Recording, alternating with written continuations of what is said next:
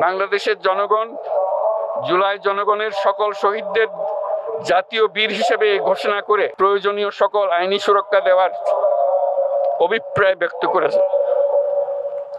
২৪-এর ছাত্র জনতার গণ অভ্যুত্থানের রাষ্ট্রীয় ও সাংবিধানিক স্বীকৃতির অঙ্গীকার রেখে জুলাই ঘোষণাপত্র ঘোষণা করেছেন অন্তর্বর্তী সরকারের প্রধান উপদেষ্টা ডক্টর মোহাম্মদ ইউনূস। ঐতিহাসিক জুলাই ঘোষণাপত্রে জুলাই গণ অভ্যুত্থানে শহীদদের জাতীয় বীর হিসেবে স্বীকৃতিও দেওয়া হয়েছে।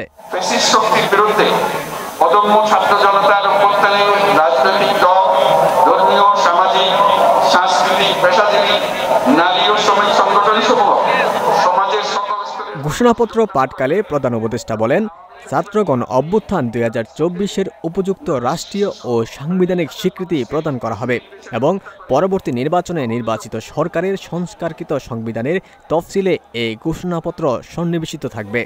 বাংলাদেশের জনগণ সুশাসন ও সুষ্ঠু নির্বাচন, ফ্যাসিবাদী শাসনের পুনরাবৃত্তি রোধ, আইনের শাসন, অর্থনৈতিক ও সামাজিক ন্যায় বিচার নিশ্চিত করার লক্ষ্যে মঙ্গলবার বিকাল ৫টায় জাতীয় সংসদ ভবনের দক্ষিণ প্লাজায় জাতীয় সঙ্গীতের মাধ্যমে অনুষ্ঠান শুরু হয়। এরপর জুলাই শহীদদের স্মরণে ১ মিনিট নীরবতা পালনের মধ্য দিয়ে শুরু হয় মূল আনুষ্ঠানিকতা।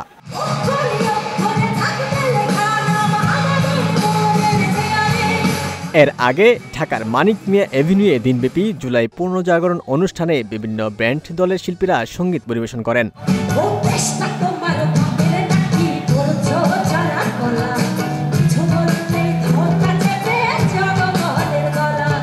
জুলাই ঘোষণাপত্র অনুষ্ঠানকে কেন্দ্র করে সকাল থেকেই শুরু হয় রাজনৈতিক নেতাকর্মী ও সাধারণ মানুষের জমায়েত। তবে বৃষ্টির বাগড়ায় অনুষ্ঠানে কিছুটা ছন্দপতন হয়। তারপরেও সব উপেক্ষা করেই ঐতিহাসিক মুহূর্তের সাক্ষী থাকতে যোগ দেন হাজারো মানুষ।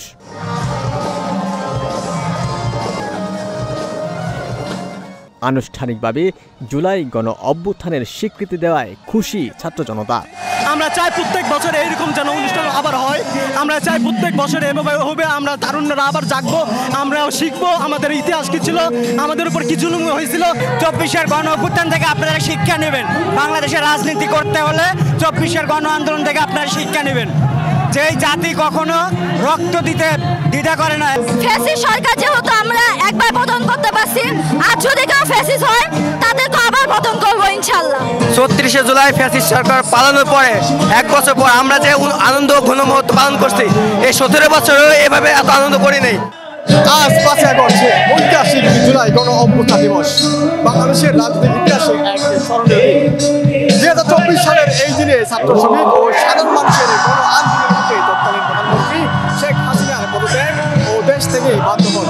দীর্ঘ ১৫.৫ বছর ধরে চলা ফ্যাসিবাদী শাসনের পর্দা নামায় এই দিনটি।